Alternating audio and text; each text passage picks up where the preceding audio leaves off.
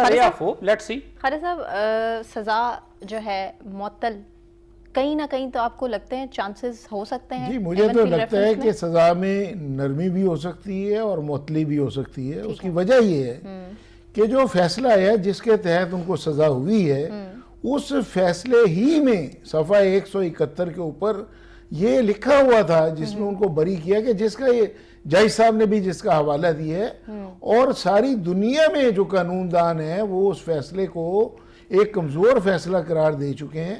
اور اس وجہ سے یہ جیسا کہ بخاری صاحب نے بھی کہا گفتگو ہوئی اور بریگیڈیئر صاحب اپنے کرنل صاحب بھی کہہ رہے ہیں کہ بھی سوال جواب شروع ہوئے.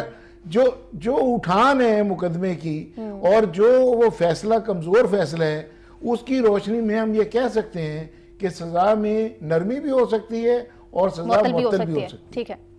ٹھیک ہے. لیکن خالد صاحب کہیں نہ کہیں جو باتیں کی جا رہی ہیں کہ ڈیل ہو سکتی ہے, ہو سکتا ہے کہ جتنی سزا لکھی ہے, جتنی سزا کی بات کی جا رہی ہے اتنی سزا کبھی بھی نہیں ہو سکتا کہ نواز شریف صاحب جیل میں رہ کر یہ دن گزارے ہیں. تو کہیں نہ کہیں جو ڈیل کی باتیں کی جا رہی ہیں ان کی طرف اشارہ کیا جا رہا ہے وہ دیکھیں جی خواہشات جو ہیں لوگوں کی یہ کیسز دو باقی کے چل رہے ہیں بعض لوگ جو ہیں ان کو کوئی پرابلم ہے جس کی وجہ سے وہ بات جو ہے وہ حقائق کی بات نہیں کرتے بلکہ تعصب کی بات کرتے ہیں اور دشمنی کی حد تک جاتے ہیں کسی کے بارے میں اظہار خیال کرتے ہوئے.